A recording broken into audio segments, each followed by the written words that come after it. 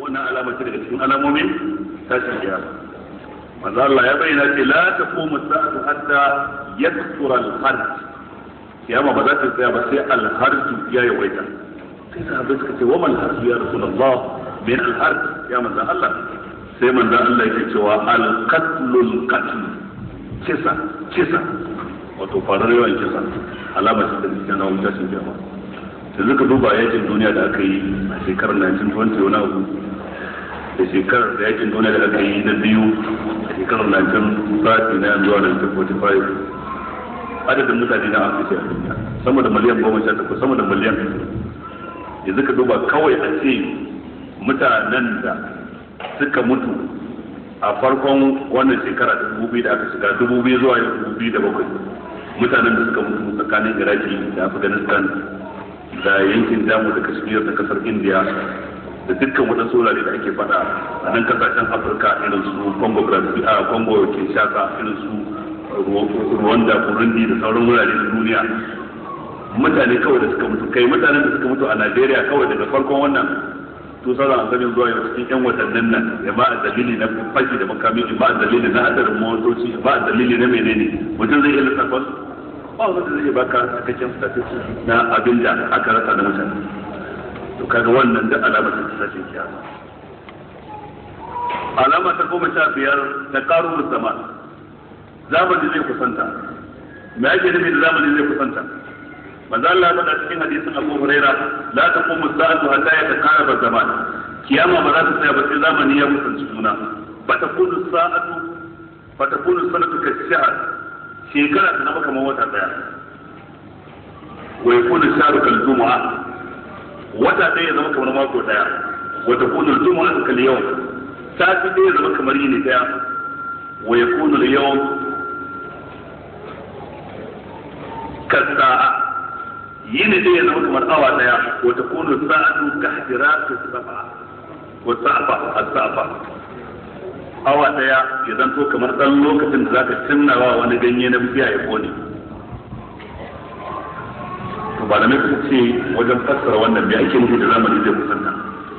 shin awa 12 da muke da ita a yini ko 24 hours da muke da shi tsakanin dare da yini na yanzu, na da ya fi tsawo shi manzo Allah ke nufi? wadansu malamai suka ce haka ake nufi. in kiyama ta zo za a ga haka, za a ga a wannan da ake da su na da sun fi tsawo sama da na yanzu lokacin da rika gudu. waɗansu malamai suka ce a'a, abinda ake nufi samar da hanyoyin sadarwa wanda suke take cewa mutane rayuwa. da iyayen mutum za su tafi aikin da kakanninmu lokacin babu jirgin sama a kan suke tafiya sai a shekara biyu a hanya. yanzu ko da ka tashi daga Abuja ka sauka a Jidda cikin awa 4 ko abin da kai awa 4 ba wannan sun jira ka ga zamani ya kusa. a da za ka aika wasiƙa ta hanyar gidan waya ta yi wata bata je ba tsakanin Fatakwal zuwa Kano, wajen sati biyu bata je ko kwana uku. amma a yanzu nan ka isar da sako ta hanyar email address na mutum a rojin tarantar da nan mutum ya karɓi sakon a ƙarshen duniya daga gabas sai kana ƙarshen duniya daga yamma ya baka ansa. shi yana daga can kai kana daga can duk kuna communication da suna ga waya ga sauran hanyoyin isar da sako na zamani. to su ake nufi da kaituwar lokaci. haka waɗansu malamai suka fassara hadisi. waɗansu malamai suka ce a albarkar lokaci ne za a ce aikin da kake iya yi da cikin awa ɗaya a yanzu ga ka awa 3 rufe shi. duk wanda ya rayu cikin ku a shekarar 1971 zuwa har 85 kuma yanzu kwatanta daga shekarar 1990 zuwa yau 2007 sai ga bambanci kamar an samu bambancin a wani. waɗancan lokutan sai kai abubuwa masu yawa a yi, amma a yanzu baka iya su. kawaye ne da abu uku shi kake son ka tabbatar, amma sai ka je office ɗinka sai ka tattara ababai guda 5 wanda baka waye gari da su kuma kowanne wajibi ne yana buƙatar kai shi a yau. lokaci yayi wa kowa karanta. to wannan shi ake nufi. in wannan ta faru alama ce daga cikin alamomin tashin kiyama. alama ta 16 ya uwa musulmi, bayyana shirka a cikin al'ummar musulunci. ga mutum musulmi kuma yana shirka. wannan manzala ne kiyama ba za ta tsaya ba har sai an samu wadansu kabilu cikin al'umma ta sun haɗu da mushrikai suna yin shirka yadda suke. kila wani zai mamaki sai ga a yau a neman duniya ba shi shirka da mutane ba sa yi. yanke da kaza yanzu kusan lokacin da ake kusan lokacin zaɓe garuruka da dama daga cikin garurukan mu wanda ta haifa jariri an neme shi an rasa wanda ya fita daga Kaduna za shi Kano da Kano za shi Kaduna da Kaduna za shi Maiduguri ko za shi Sokoto an neme shi an rasa filin jigiya da kuma kullum ana cikin maza ko mata da aka nima kansa kuma galibi aljanu suke yin umarni cewa bukatar ka za ta biya amma in ka ba da jinin dan adam ko ka ba da wani bangare da dan adam mace ko namiji bai shekaru kaza ko iyakacin shekaru ko kana iyakacin akwai jihar da waɗannan takara kafin ya shiga mana sai da ya binne da kai 17 daga kowace kusurwa da kai da tsakiyar jiha da wannan kusurwa wannan an dutsen wancan an dutsen aikatar rami jaki dare a binne su kaga su umarnin aljanu da sauran abubuwa akwai waɗanda suka samu kunkuru aka tsara masa alwala ai wasu kunkuru alwala ya yi mai da ita waɗannan kaga shirka ne wallahi sai masu tsafi su ba da girma ayi kaza ayi kaza ayi kaza ayi kaza kaga shirka ce zirara Allah ya ce inna Allah la yaghfiru an yushraka bihi wa yaghfiru ma duna zalika liman yasha wa man yushrik billahi faqad dhalla dhalalan ba'ida Allah baya gafartawa ayi shirka da shi amma yana gafarta abin da bai kai shirka ba ga wanda yake to yanzu aka biyan bukatar mutane ba abin da ba sa yi mutum zai iya daukar malamai ya ce su tafi aikin haji je kowa yi da wasu 50 sannan kuma nan take kira wa bokaye su kuma zo su kuma suna yi sannan kuma yake samu arna a wani garin sai ya roki Allah ya roki kowa da kowa kawai zai roki Allah ya roki Allah shi ne bukatar tafiya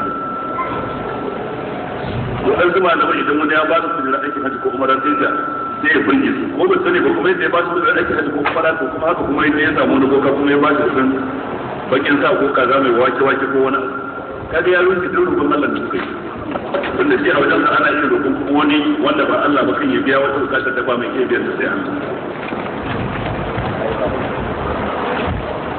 alama ta 17 daga cikin alamomin tashin kiyama akwai abin da ke kira zuhurul fuhshi wa qati'atir rahim wa su'il jiwa bayyanar alfasha da yanke zumunci da mummunan zama tsakanin makwabci da makwabci kaga kowa baya wa dan uwansa fatan alheri kaga wa da kani babu zumunci kaga wani yana zaune a gari kaza tsakanin da iyayensa da suke gari kaza ku kilomita 700 tafiyar yini daya amma sai mutum ya shekara bai je gare da mahaifinsa ko mahaifiyarsa kaga wani yana cikin wadata yan uwansa suna cikin hali na talauci da halin kakanika yi kaga mutum na cikin wadata makwabcinsa na cikin matsanancin hali amma ba abin da ya dame shi idan wannan ta faru da tsakanin jama'a ita ba alama ta cikin alamomin tashin kiyama manzo Allah ya bayyana cikin hadisi sahihi wanda Imam Ahmad ya ruwaito yace la taqumu sa'a hatta yazhara al-fuhsh kiyama ba za ta tsaya ba har sai alfasha ta bayyana wa qati'atur rahim da yanke zumunci wa su'ul jiwar da mummunan zama tsakanin makwabci da makwabci kowa na yawa dan uwansa mummunan fata kowa na yawa dan uwansa hasara baya san wani abin alheri ya san dan uwansa kun ga waɗannan ababai dukkanin su alamomi da suka ce alama ta 18 tashabbukul mashyaka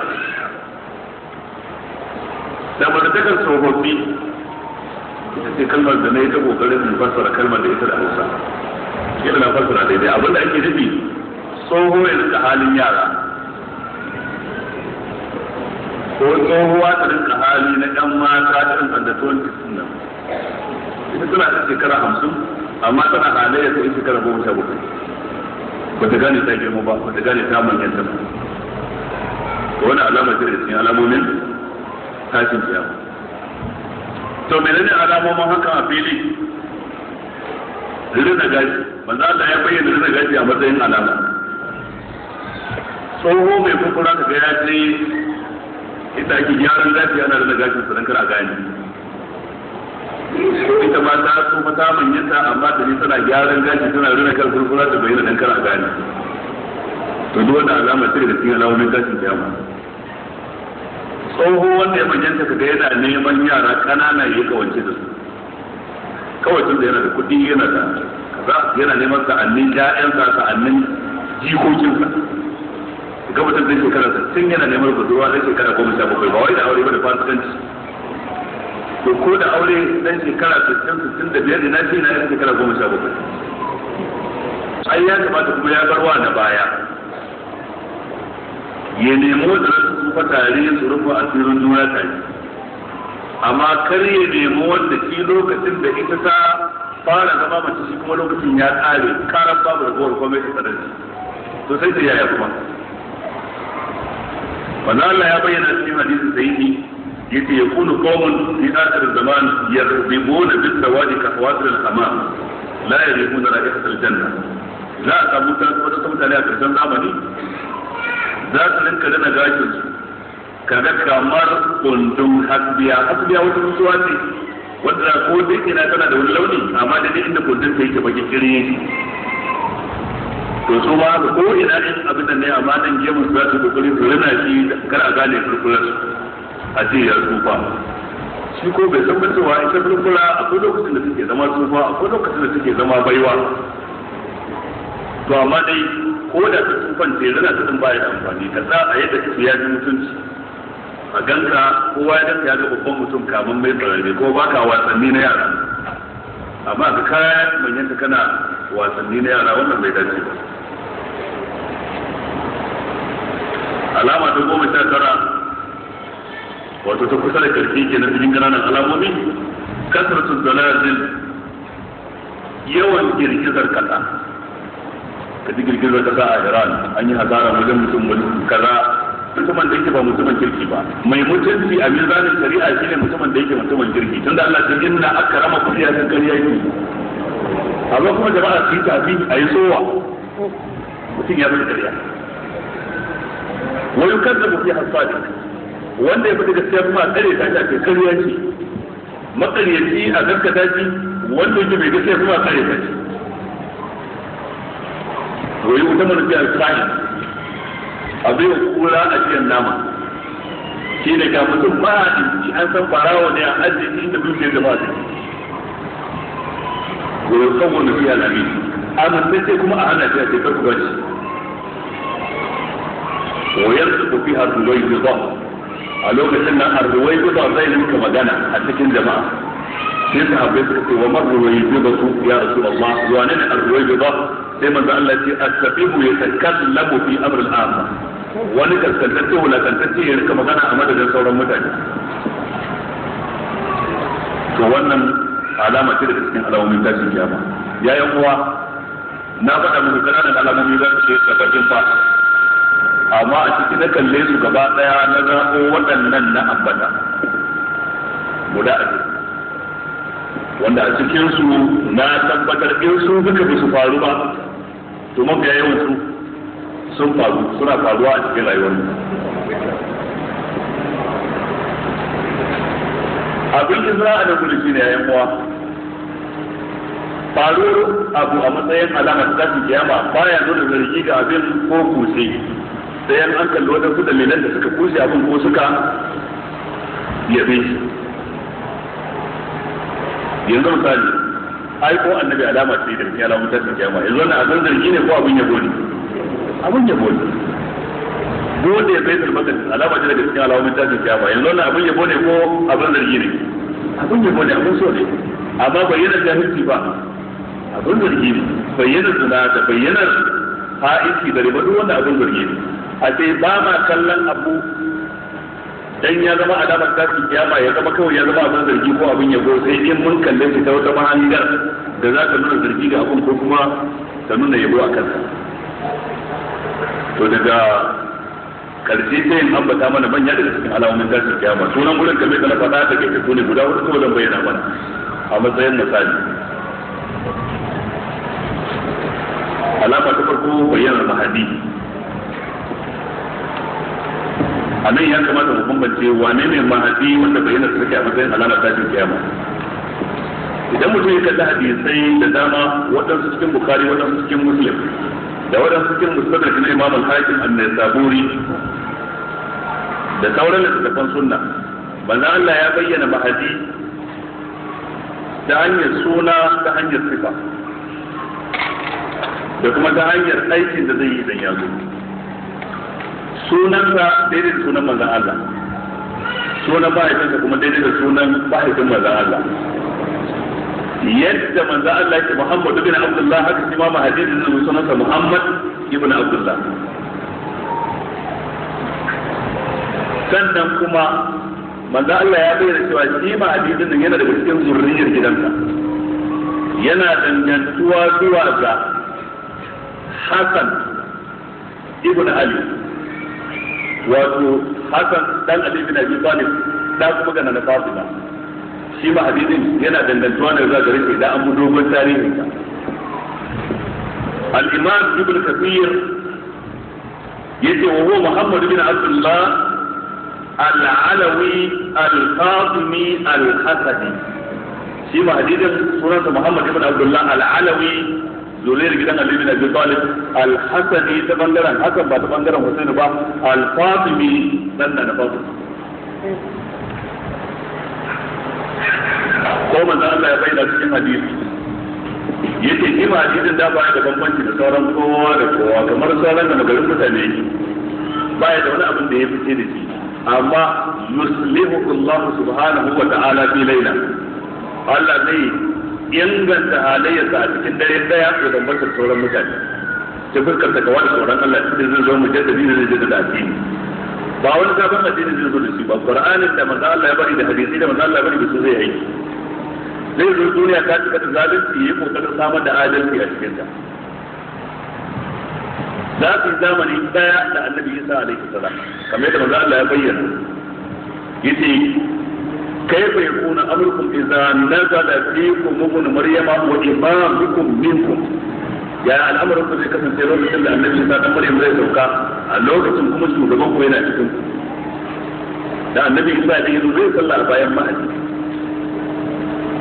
Da bayyanar Annabi Isa da bayyanar mahadi da alamar da cikin alamomin tashin kiyama manya wanda ke nuna kusantowar kiyamar dab da dab.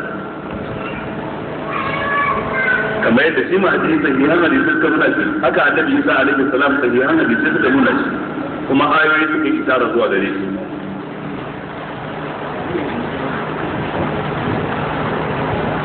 Abin da ke ɗaurewa waɗansu mutane kai shi cewa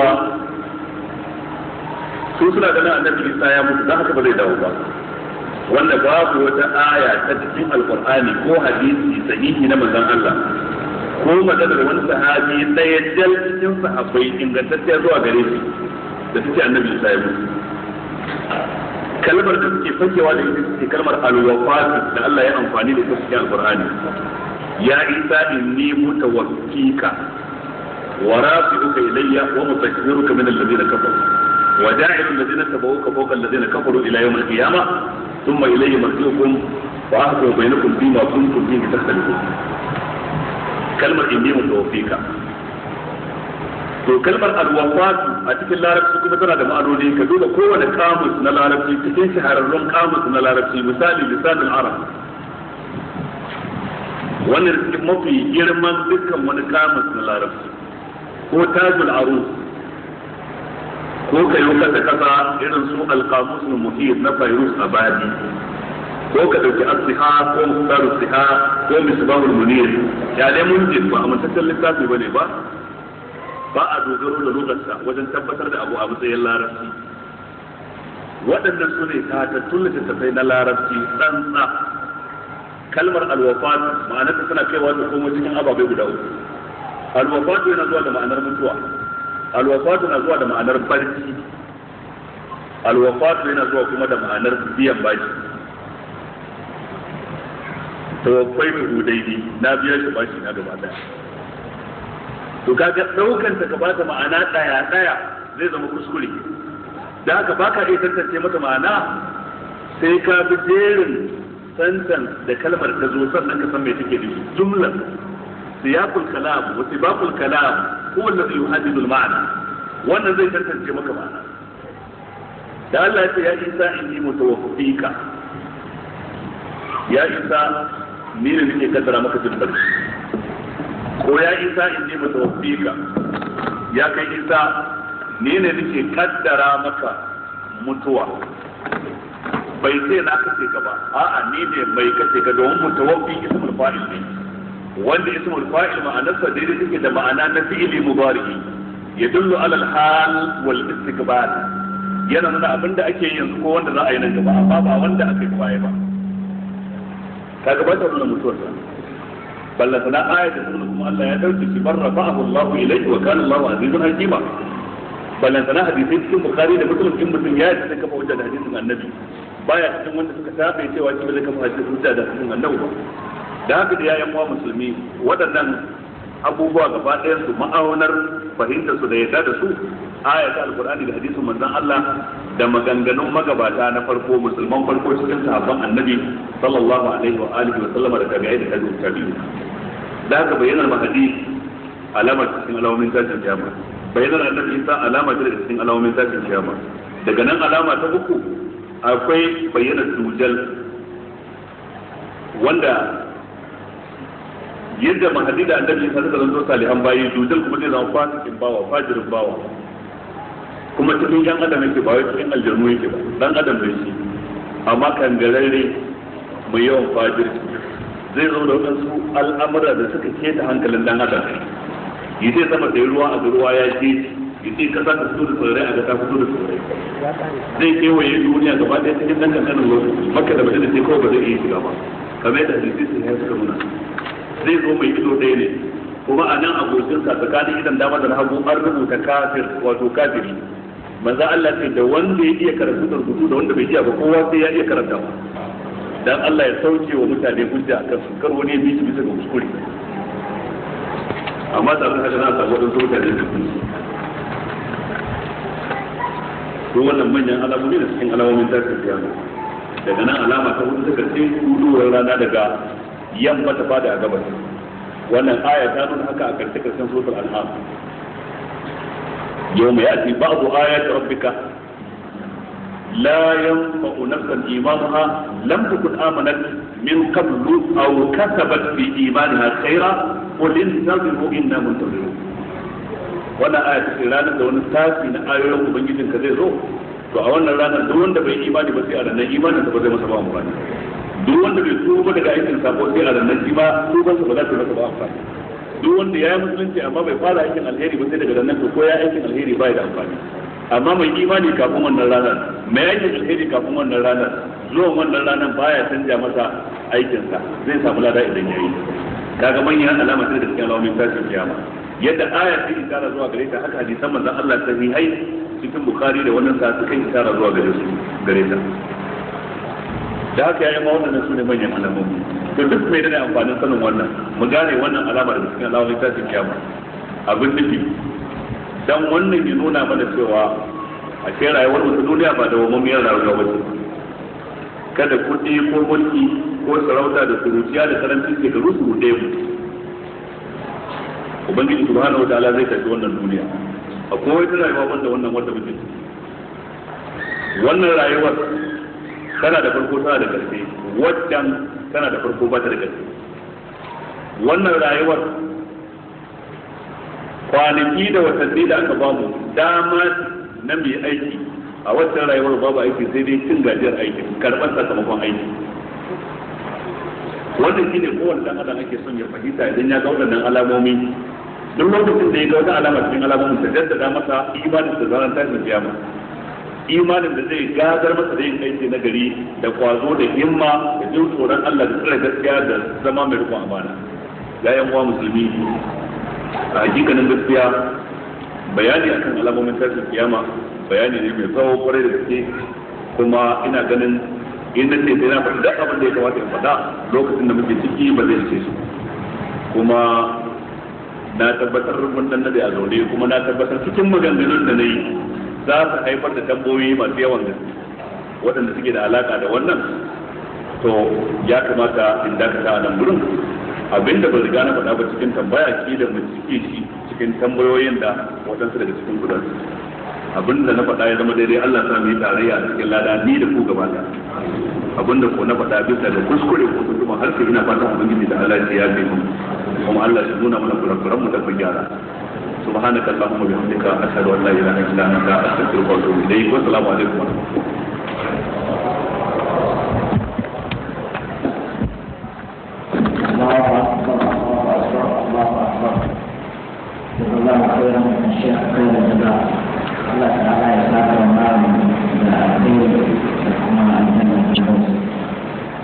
wannan zuwa kuma lokacin da muka saurara Allah ta'ala ya ba mu ikon aiki da ita ko da mata kuma Allah ta'ala ya kuma da wannan da shi mu aljanna kuma Allah ta'ala ya yi tara mu Allah ta mu da mu da shi ba tare da lokaci ba saboda waɗansu da suke fata shi harshen Hausa muna roƙon ɗan uwanmu الشيخ أبو بكر الصديق شيئا أبشيك الكتب المسمى كما الإسلام الصور زي أين زويا دم فسر لنا وأن نرجع التفسير أشكال عشان تورنجي الله تعالى لما تجاوبنا فلنتابع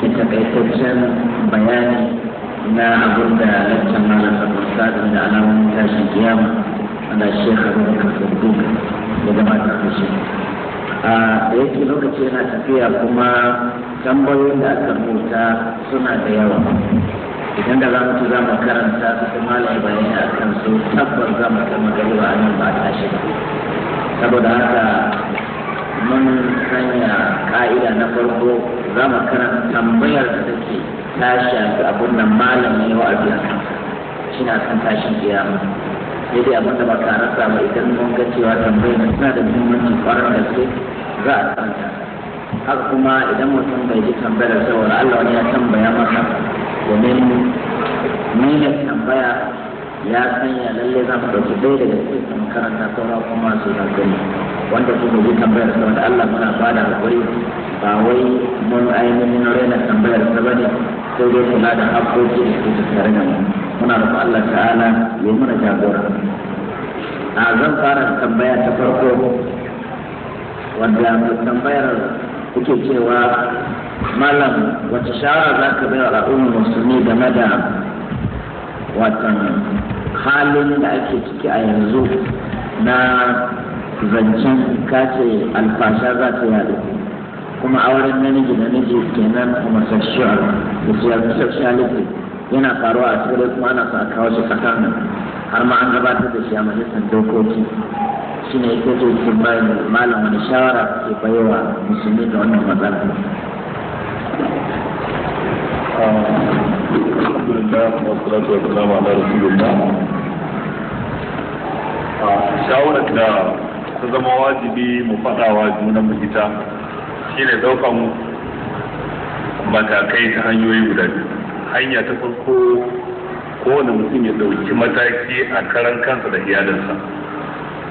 Inda Allah ya yi wasu jina amanu ko an kusa ko wa ahlikum nara. A karan kanka ka zanto ka yi kokarin karantar addininka da fahimtarsa ta hanyar karatu kuma ka koyi addinin a wurin malamin da kake tsammanin ya yi wa addinin kyakkyawar fahimta. In ka kai matsayin ya yi karatu da rubutu da kowane yare to ka karanci abinda mawallafa amintattu suka rubuta game da addini ba waɗanda mawallafa yanci ranar addini suka wallafa ba. domin turawa suna yi mana dabara wajen shiga su karya mana addini ta kowace fuska za su suna rubuce da dama kan addini kowane irin ababai kuma su bayar da analysis game da shi a mahanga ta su ba a mahanga ta addinin ba amma kuma da sunan addinin har su bude website da dama a cikin intanet da sunan yada addini da su dan su cutar da ko su samu wadansu yan barandan su na cikinmu waɗanda suke yin aiki gare su waɗanda amintattunmu ne su rinka fassara mana addini a mahangar da turai take so a hange shi su yi ta kuskure ma da gyaran fuska game da ayoyin alkur'ani ko hadisan manzon Allah ta hanyar ba su gurguwar fassara to a idan ka dauki mataki na in karanta addini na ta hanyar da ta dace sannan kuma in baiwa mata na da 'ya'yana tarbiyyar addini ta hanyar da ta dace to mun samu wata garkuwa da kariya da za ta kare mu daga irin waɗannan fitin. Idan ka karanta addini kyakkyawar karanta, matar ka ta karanta ko ka sanya ƴaƴan ku a makarantu da ake karantar da addini. Ko dai irin makarantu da ake da su a zamanance masu garwaye karatun boko da tarbiyyar addini. mu yi kokari ya kasance irin wannan makarantu na yayan mu za su yi karatu, kar mu kai su a makarantu waɗanda suke na tsantsar boko ko musamman idan ya zanto cewa makarantu na da kiristoci. Rai fa in ba mu da zaɓi a inda muke ba makaranta don wadda za ta garwaye tsakanin boko da addini. Matukar akwai to ba mu da wani uzuri a gaban Allah ranar tashin kiyama. Duk boko da za ka faranta ya kai fa rayuwarsa kenan sanan duniya. Addinin nan shi abin da za ta tafi da shi ranar tashin kiyama. Kuma karatun addinin nan shi zai ba su kariya dukkan wani bakon tunani da za a zo a gurbata musu aqida su ba zai ci nasara a kansu dan an ba su tarbiyya ta addini da karatu na addini. Dan yaran ka suna makaranta ta boko tsantsa da safi to ya kasance da yamma an tsara musu yadda za su yi karatu na islamiyya mai kwari, to wannan zai taimaka. Wannan mataki na farko kenan tunda Allah ya yi ayyuhallazina amanu qu anfusakum wa alaikum nara, ya kodan suka yi imani ku tsare kai kanku da iyalinku daga wuta. Mataki na biyu wanda zamu dauke shi a matsayin jama'a, wakilai da muke da su a majalisar dokoki ta tarayya ko ta jiha, a majalisar dattijai ya kasance lallai suna wakiltar mu ta hanyar bukatunmu da suka shafi rayuwa da bukatunmu da suka shafi addini. Kawo irin waɗannan dokoki daga United Nations a zuwa farlanta su a cikin majalisar dokokin mu ta kasa har a amince su zama doka. Za a iya yin hakan ne idan ya zanto wakilan mu ba sa wakiltar mu. Da haka yana da kyau mu yi hattara game da wannan. In har akwai wannan wakilci na gari daga wakilanmu majalisoci a majalisar na tarayya da na jiha babu yadda za a kawo wasu doka da za ta iya cutar da mu. Kaga yanzu dokokin da aka kawo mun zauna da waɗansu 'yan majalisa sun kafin zaɓe na 2003 muka faɗa masa illa da ke dokokin da kuma gudunmuwar da ya kamata su bayar. Mun yi wannan zama da su ne karkashin Supreme Council for Sharia in Nigeria, kuma duk suka abinta cewa insha Allah ba za su bari wannan dokokin su kai labari, amma abin da kake da bukin suke da gaske an tabbatar da dokoki. Kaga wannan abin da ke nuna wa rashin kishi da kuma mu kanmu muna da suka fi dangane da wakilanmu fa sun je ne don su yi mana hidima, amma ba ma neman hakan a wajen su. Yaushe aka taɓa samun mutum 10 ko 15 ko 20 ko 30 suka je suka yi bakin da motocinsu a kofar gidan wani dan majalisa lokacin da ya zo constituency dinsa suka ce a matsayin mu na wakilan ka ba mai yadda da wakilcin mu da kai domin ka je ka amince da doka ta kaza da ta kaza da ka tushe mu. A wanda ke wannan asali ma da yawa daga cikin mu ne idan an tambaye wanda da cikin kai din a wani constituency kake ko kuma waye wakilinka a majalisar dokokin tarayya ko waye sanatan ka dake wakiltar unguwar da kai kake zaune kin ma wanda bai san shi ba, ballan sana ya san wani sako zai je isar masa a wannan majalisu. Muna da karanci na abin da ake kira wayewa a siyasance, political awareness din mu yayi kadan kwarai da gaske. Dole ne sai mun waye da kanmu, to kuma yadda za mu yi hakan shi ne dole sai an samu haɗin gwiwa tsakanin malaman addini da 'yan boko masu kishin addini dan a yi cikin da al'ummar ta samu wakilci na gari. In ba wanda aka samu ba za mu yi cikin wahala. Amfanin ka tsare kanka a gida ko ka tsare iyalinka a gida ka kula da su, wannan dan saboda shi ne abin da yake daukan kaso 70 ko sama da haka cikin 100 na baiwa ƴaƴanka da kanka kariya daga fitintunun wannan na zamani. Amfanin wakilci a majalisa dan kar a kawo dokokin da tasirin su zai bayyana a nan gaba ko da bai bayyana ba a yanzu. To dole sai mun hada waɗannan guda biyu sannan za mu iya cin nasara. Wato nan gudun kaga akwai aiki na malaman addini, akwai aiki na ƴan boko masu kishin addini, akwai aiki na kungiyoyin addini. Yanzu a ce kungiya kaza reshen birnin tarayya Abuja ta nemi wakilai da suke wakiltar wannan bangare musamman musulman cikin su, ta zauna da su cewa ga irin wakiltin da ake son, ko haɗin kan kungiyoyi kaza na birnin tarayya ta Abuja ko na jihar Kaduna ko na jihar Kano, da haɗin kan wannan kungiyoyin da wakilcin kowace kungiya sun kiraye wakilansu da suke wakiltar jihar su a majalisar dokokin tarayya ko a majalisar dattijan tarayya don su faɗa musu bukatun da ake son su kare da kuma abin da za su yi yaƙi da shi cikin dokoki da za a kawo su yawan mutane illa dole za su ansa domin dukkan waɗanda aka kira aka faɗa musu suka kiyarta aka ce ga wata juma'a ɗauki makon juma'a guda ɗaya ana tsine musu albarka kuma wannan ya yi zafi da yawa ana gargaɗin su ana jan hankalin su kafin a fara tsinewa dole wannan zai taimaka to amma muna da tafi da yawa kwarai da saboda haka kada mu tsaya mu kalli abin ta bangare ɗaya mu kalle shi ta dukkan bangarori kuma Allah zai shiga daga makalla ila in ce karanta malam an san zai ɗau lokaci ba da shawarar kila malam zan karanta mai dan ɗauki tambayoyin ko bi su da bayan da yana cikin da zai kusan yawan su na lokacin da zai ba su ita malam kayan maganar kaɗe-kaɗe yawancin suna daga cikin alamomin tashin kiyama to ya maganar kaɗe-kaɗe da ake yi a lokacin aure ko kuma bikin sallah sannan da gaske ne annabi sallallahu alaihi wasallam ya taɓa gaya wa nana Aisha cewa kar su zauna shiru su ɗan yi waka a lokacin wani biki ma'ana wai su ɗan yi ɗan walwala malam da Allah yana son bayani akan ya juju da majuju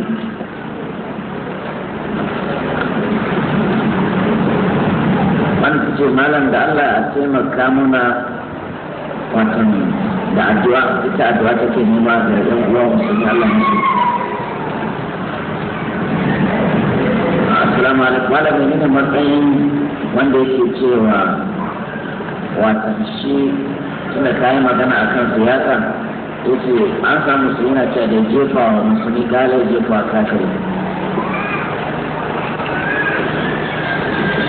malam ina son a man bayani kayi maganar riba a daga cikin alamomin tashin kiyama to akwai waɗansu kamfani a yanzu da suke sayar da wani abu da ake kira slot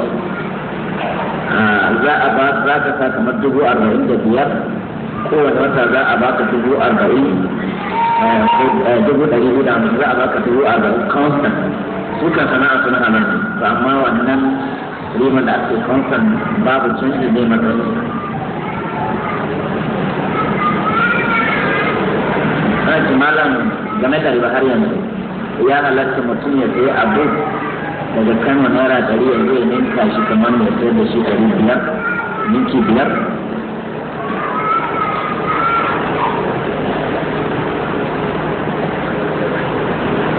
malam a taimakawa a bai a yi muna a tunatar da yan uwanmu mata game da hijab saboda da yawan su sai kaji suna cewa su hijabi ya kamar da su kauyawa saboda haka ba za ka so sa hijabi ya sai lokacin mutuwa ko kuma ainihin lokacin da mutashin hankali ya faru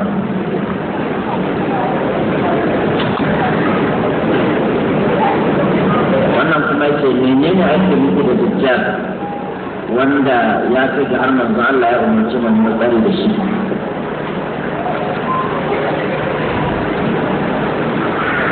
mai wannan tambaya ita tana son ko kuma yana son ya san matsayin da ake ciki da Jaiz Bank kuma shin wani matsayi ko mataki malamai ko kuke ɗauka a yanzu game da wannan Jaiz Bank a ƙara mana bayani kuma menene ya kamata rawa ya kamata yanzu musulmi su sake takawa domin tabbatar da Jaiz Bank mai wannan tambaya yana so ne ka san wai ya halatta mace ta rina gashin kanta zuwa wani kala wanda ba baki ba kamar ta sanya masa lalle ya ja ko bai halatta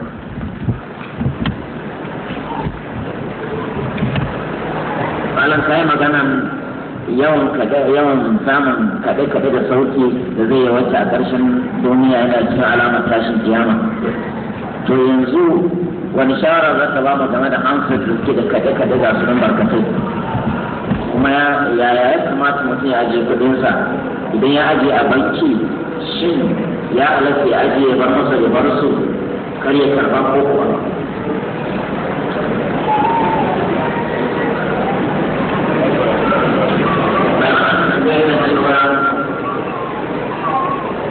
idan ana tashi yana da yana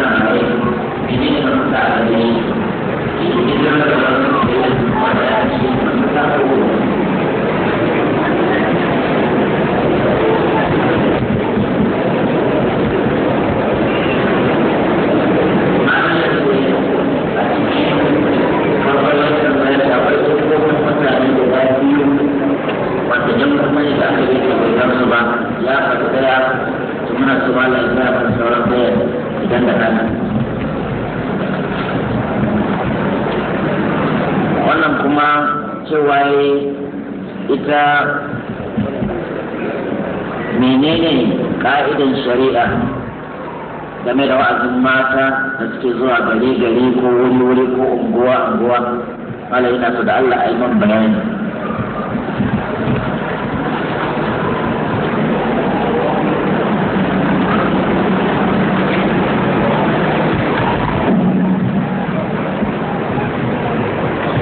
Wannan ma yana magana ne akan cewa kaddara na abin da Allah ta'ala ya rubuta zai faru, shin da gaske ne addu'a na iya canza ta?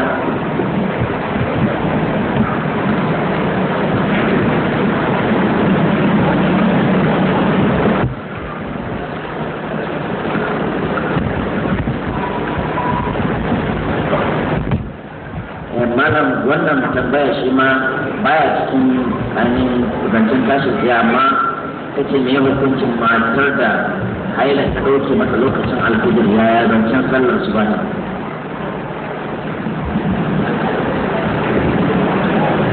Wannan ma yana da muhimmanci don cewa sai ita ce take tuka mota da kan kuma da yar ta ciki sai ta samu accident kuma yar ta mutu, shin akwai kafara a kanta?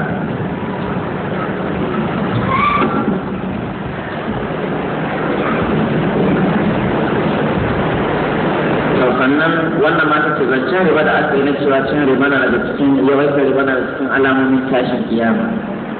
Malam yanzu a matsayin ma'aikatan gwamnati wanda ake sayar masu da gidaje yanzu kuma an haɗa su da bankuna, malalle akwai riba a ciki.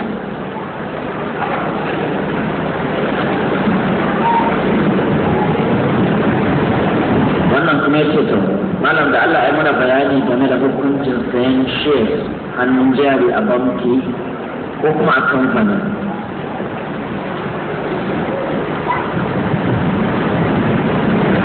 Malam sai magana dawa annabi Isa, to idan ya dawo zai dawo matsayin annabi ne ko kuwa a matsayin mabiyin annabi Muhammad sallallahu alaihi wasallam.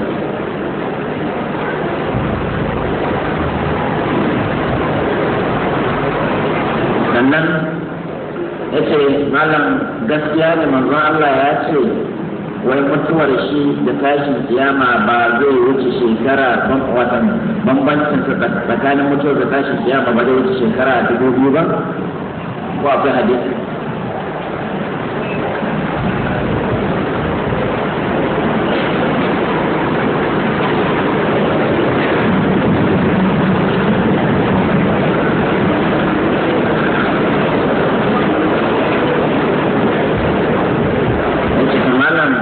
Yaya mutum zai yi idan kaga an ba wanda bai dace ba mulki kuma an ce alamomi ne tashin kiyama? Sai mu gane wannan ko 23 kenan din sun ga 23 kan boye 23 kenan ina ga mabar su haka wannan malam ce tambayoyin da sun dan yawa da Allah wanda ba samu a karanta su muna ba su hakuri. Allah ko sauran lokaci ba abin nan idan mun gama wannan da wuri za a sake yin shike. Mai tambaya ta farko dangane da sauraron kaɗe-kaɗe da wake-wake da kuma alaƙar hakan da wajen biki. Mu gane cewa kiɗa da waka asalin hukuncinsa haramun bai kaɓa sai a wurare biyu aka halatta shi. Wuri na farko a wurin biki, wuri na biyu a ranar idi. Kuma a waɗannan wurare guda biyu, wurin biki da ranar idi, an halatta wa mata kaɗai ne ba tare da namiji ba. Shi namiji ko ranar biki bai halatta ya yi kiɗa ba ko a yi masa, kuma ko ranar idi bai halatta ba namiji ya yi kiɗa ko a yi masa kiɗa. Amma su mata a ranar biki za a kai bikin wance babu laifi su yi kiɗa. A inda suke so kaɗai ne mata ba ɗa namiji, da mai kiɗan da masu sauraron kiɗan duk mata ne. Wannan shi ne gaskiyar da sai kan kuje ku gaya to san dai indo ku ce malam Jafar ya ce ko a gaya to sai da gori tun daga jamhuriyar Nijar a ce malam Jafar ya ce in mata ne za su yi kiɗa su kadai su yi waka ya halatta. Hadisai duk sun nuna haka cikin Sahih Bukhari hadisin ranar idi mata ne suka taru guda biyu yan mata a ɗakin ummuna Aisha suna kiɗa a ranar idi. manzon Allah kuma na kwance, sai ɗaya daga cikin sahabbai ya shigo, shi da sayyidina Abubakar, yace yanzu ga rayar shaytan a gidan annabi, a mizmarin shaytan fi baitin nabi. sai manzo Allah ce da'ahuma ya Aba Bakr fa inna li kulli qaumin ida. Alai sai ya kai Abubakar, kowanne mutane suna da idi, ranar idi sai ka kyale su saki. Malamai suka ce fikihun hadisin na nuna annabi bai cewa Abubakar ai ba ga rayar shaytan ba ce ba, amma ya nuna halaccin abin ne kada a yauke a ranar idi. Kaga illatul jawaz shi ne yawmul idi, da zarar idi ya wuce kuma ko da su mata bai halatta su taru su yi kiɗa su yi waka ba. Na biyu wanda shi ma na cikin sahih Bukhari, ɗaya daga cikin mata a lokacin annabi aka auren da ita aka yi ta gidan miji, manzo Allah ya sai har gidan inda take saboda mata ce mai falala, sai ya tarar da yan mata suna kiɗa suna waka ko bai hana su. Duk hadisin da cikin sahih Bukhari. Wannan hadisi ko na Aisha wanda yake maganar annabi ya ji waɗansu suna za a kai amarya shiru, ba annabi ya ga taron mata ya ce waɗannan ba aka ce ai amarya suka kawo gida kaza, yace to kuma ba sa cewa komai. Ai ita amarya makaranta kan sai da waka, su yi waka mana, ta ce manzo Allah bai za su yi, ita su rika cewa mana atainakum fa hayyuna nuhayyikum wa laulan asmaru sara ma idan akar maqal manzo Allah ya fito da kalmomi da yake ga abin da su faɗa. Kaga kalmomi ne waɗanda suke da warki da daukewa juna kewa. Atainakum ga mun zo fa hayyuna nuhayyikum, ku gaishe mu kuma mu gaishe ku. Kalmomi ne da warki haka manzo Allah ya faɗa. Wannan hadisi ne sahihi. Da haka idan mata sun haɗu a da'irar su kadai suka yi wannan babu laifi, amma bai halatta da miji shi. Mai tambaya ta biyu ya juzo maju kuma zuwan su alama ce daga cikin alamomin tashin kiyama ko manyan bambace su ba nan saboda ba da lokaci wadatacce da nan sai na faɗi dukkan alamomi. Kuma an ambace su a cikin suratul kahf. qalu ya zal qarnayn inna ya'juja ومأجوج مفسدون في الأرض فهل نجعل لك خرجا على أن تجعل بيننا وبينهم سدا. ما أنبتش في سورة الأنبياء حتى إذا فتحت يأجوج ومأجوج وهم من كل حدب ينزلون وقترب الوعد الحق فإذا هي شاخصة أبصار الذين كفروا يا ويلنا قد كنا في غفلة من هذا بل كنا ظالمين. قال لنا أمتى أنا ومن ذاك القيامة كان أنبتشه أشكي سورة الأنبياء أما سورة الكهف أنبتشه أمتى إلا باري نا فالوسط أو نلوكتي نبايا. ذاك دي أجل ما جزء ونسى للتاني su ba sa cikin jinsin bani adam kamar yadda wadansu malamai suka faɗa, amma dai halitta ne kuma zuwan su nan gaba alama ce daga cikin alamomin tashin kiyama. Wadansu kuma suka ce su ma jinsi ne na dan adam tunda ba aljanu bane su, haka wadansu malamai suka faɗa. Idan muka kyale na burka da ke daidai kun ga za mu rushe wanda muka tsara a nan gurin, ko ba haka ba kai hakuri, sai na ba su kuma zan ba wani dama ke baiwar Allah da ta nemi addu'a, muna yi mata addu'a ta fatan alheri ita dukkan wani musulmi da yake da wata bukata ta alheri yake son ta biya, ubangiji da Allah biya masa bukatarsa, ko yake da wata matsala ta tsaya masa a gaba take damunsa, ubangiji da Allah ya kawar masa da wannan matsala.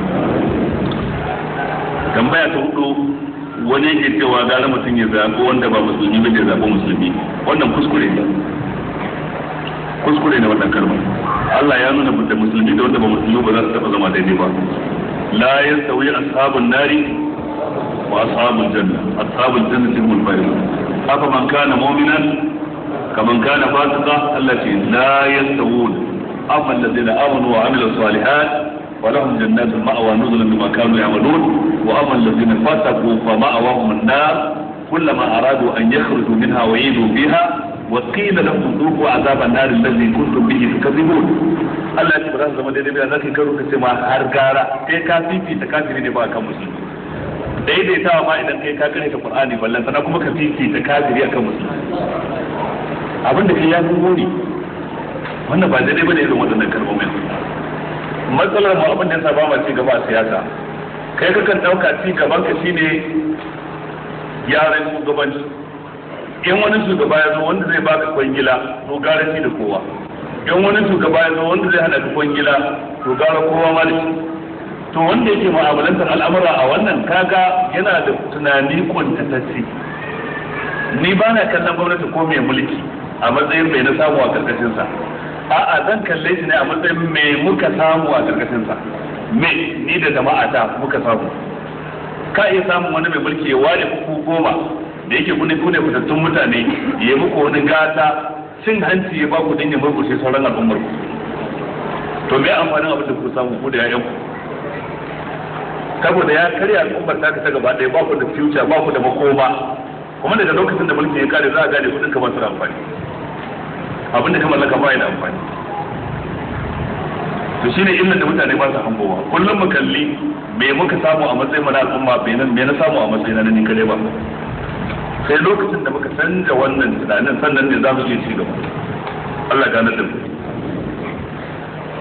Sai tambaya ta biyar wanda suke tambaya dangane da wani kamfani da yake karɓar ko yake sai da hannun jari na naira 400 da aka ce kuna wani za ka ba mutum ribar naira 40,000 kowane wata. Dan wanda dama sun yi waya daga nan Abuja wadansu daga Lagos wadansu daga ina ne. Cewa dai masu kamfanin wadansu Larabawa ne kuma harkar da suke harka ce ta mai. Mutum zai bayar da 400 kuma duk wata a bashi naira 40,000. Amma wani lokaci kudin na iya rabuwa idan ko an yi yajin aiki ko an yi hutu ko menene zuwa naira 15,000 ko 20. Su wannan ya halatta ko bai halatta ba. Amsar da yake bawa shi ne bai halatta ba. Ba a tantance riba in za a shiga business. Saboda akwai yiwuwar a same ta akwai yiwuwar a kasa samu. Akwai yiwuwar a samu sama da yadda aka yi tantance. Akwai yiwuwar kuma samu kasa da yadda aka tantance. To kai ka tantance tun kafin ka shiga. Ka zama naira 400. Duk wata za a baka 40,000. Ma'ana wannan 400 naka ko 100 ta kawo kai dai 40,000 za a baka. Ko miliyan ta kawo kai 40,000 za a baka. Wannan ba daidai bane. Ka'idar da manzo Allah bar shi ne al-ghunmu ma al-ghurbi. Dole a yi da riba kuma a yi da fasuwa. Yawanci muka lura cewa waɗanda suka yi larabawa ne. Da Allah mu daina rubuwa da wannan ba zama wayayyu a addini. Dan balarabe ya yi abu kawai sai zama addini. Shi fa addinin Qur'ani da hadisi shine addini ba balarabe ba. Larabawa suna da farla cewa su jinin annabi ne amma a cikin sa aka samu Abu Jahal aka samu Abu Lahab. Shikenan sai mutum ya koyi da Abu Jahal yanzu akwai waɗansu mata ma da sun kalli gidan talabijin sai ga balarabe ya bai hijabi sun ce to Larabawa ma ba su hijabi. Kabarin ku daidaita. Magana ta suka ba Allah ba ruwanka ko da wani ya saba masa. Saboda kasancewar Laraba ba cikin abin da suka yi daidai bane ba. Kasancewar mutum ko ba Laraba ba cikin kuma abin da ya yi kuskure ba. Kowane mutum za a auna maganar sa da aikin sa da sikeli na Alqur'ani da hadisin manzon Allah sallallahu alaihi wasallam. Da haka ka'idar riba akan bar ta ne a buɗe. Zan ba da naira 40,000 za a yi kasuwanci. Sawan kamfani na ba kai dai ka je kai kasuwanci amma za mu yi ittifaki akan percentage. Da abin da wannan naira 40,000 ta kawo to ne zan dauki kaza kai ka dauki kaza. Kaga in naira 1,000 aka samu za mu raba ta ne gurgurdan wannan kasan da muka yi. In naira 2,000 aka samu in naira 100,000 aka samu in ma ba a samu ko kuma na san fa da komai ke. Wanda ita ce kaida ta mutunci. Sannan mutanen yanzu suna da wahalar lamari. Ta yi wa mutane su ne ga business da suke a fili don su ji hankalin ka amma karkashin kasa kuma suna yin wani abin da daban. Ta yi wa su tara kudin wancan 100,000 wancan 100,000 wannan rabin kudin su yi wannan da su ma rabi su ajiye a banki. Bude da fasa da akawun suna karɓar riba duk za su yi wannan ba ka da cikakken detail suna da suke yi sai abin da suka nuna ma a fili adireshin da aka baka na fili kake kallo amma baka san kasan ba wani abinci kake da 100% cewa lallai daidai za a yi duk kuma wannan abin da za mu yi fita daga wannan shi ne musulman mu tsara hanyoyi mana tattalin arziki masu yawan gaske da Allah tsara mana mu aiwatar da su a yi wannan shi ne abin da ake rasa ba kullum dai ni magana ta ina ganin shi bayan da muke da shi rashin samun wata kwakwarar alaka ta aiki tare da tsakanin masu karatun addini da kuma yan boko. Yan boko sai su bangare gefe guda su yi boko su zalla wanda ba sa garwaye shi da addini sai yan kaɗan su. Masu karatun addini waɗansu sun karanta shi da kyau waɗansu kuma sun karanta shi a gargajiya. Sun kashi da gargajiya. Kaga ba su za a yi musu gaba cikin irin wannan yanayi. sai lokacin da ya kasance akwai wani zaure da ke hadawa mana tattaunawa, kowa ya karu da kowa a fuskanci rayuwar da challenges da ke cikin rayuwar gaba ɗaya da karfi ɗaya, to sannan za a iya cin nasara. Tambaya ta shida, me hukuncin mutum ya so abu naira 500 ya zo sai da shi naira 1000 ko 1500? Shari'a musulunci bata iyakance maka riba ba. Idan ka sai wannan glass din naira 100, ya halatta ka sai da shi 200 ko 300. Ba wanda ya ce maka riba kan ta wuce kaza.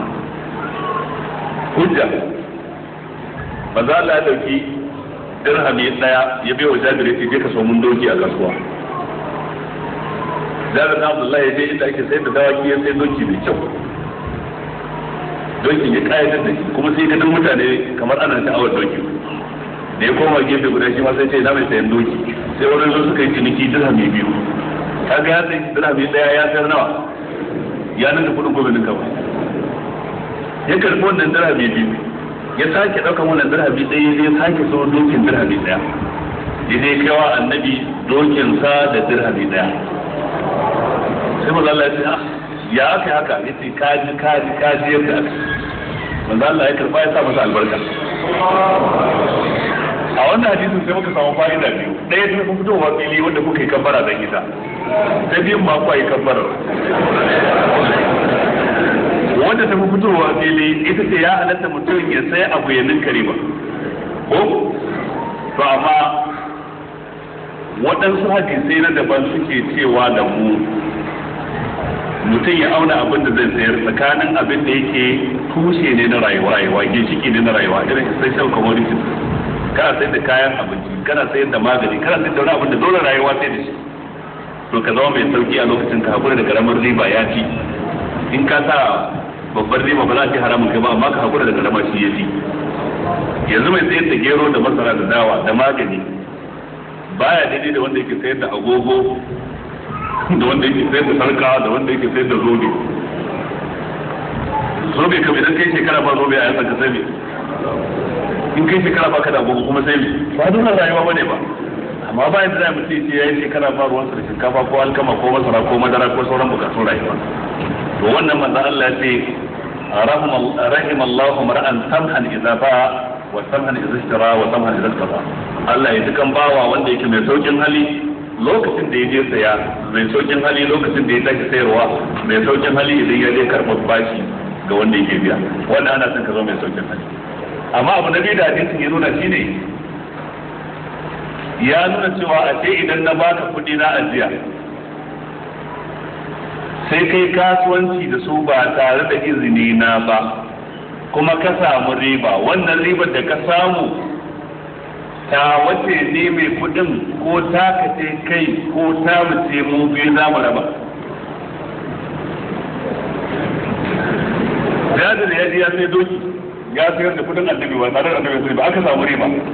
Ya rike ribar a hannun ya ce a raba tsakiya sai kawo wa maza Allah ya karba ko bai karba ba shikenan yanzu in na baka ajiyar kudi